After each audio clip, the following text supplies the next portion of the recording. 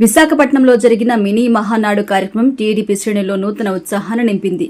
ఈ కార్యక్రమానికి Telugu Desam party senior నేత భీమిలి ఎమ్మెల్యే గంటా శ్రీనివాసరావు కుమారుడు యువనేత గంటా రవితేజ హాజరై సందడి చేశారు. వేదికపై తన తండ్రి ప్రసంగిస్తుండగా సభికుల ముందుకొచ్చి రవితేజ ఇచ్చిన నినాదాలు కార్యకర్తల్ని విశేషంగా ఆకట్టుకున్నాయి.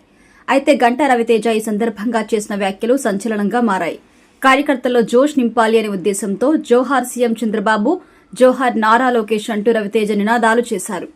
టీడీపీ కార్యకర్తలు కూడా రవితేజతో గొంతు కలిపి నినాదాలు చేశారు. తర్వాత జరిగిన పొరపాటు గుర్తించారు. అయితే అప్పటికో జరగాల్సిన నష్టం కూడా జరిగిపోయింది. అయితే దీనికి సంబంధించి వీడియోను వైసీపీ సోషల్ మీడియా గ్రూపుల్లో తెగ వైరల్ అవుతోంది. ఇదిలా ఉంటే గంటా రవితేజ పొలిటికల్ ఎంట్రీ దాదాపు ఖరారైనట్టుగా కనిపిస్తోంది. గంటా శ్రీనివాసరావు వారసుడిగా ఆయన కుమారుడు వచ్చే ఎన్నికల్లో పోటీ చేయడం ఖాయం. అందుకే ఆయన పార్టీ కార్యక్రమాల్లో చురుగ్గా కూడా పాల్గొంటున్నారు. రాబోయే రోజుల్లో రవితేజ పార్టీలో మరింత కీలక పాత్ర పోషిస్తారని తెలుస్తోంది.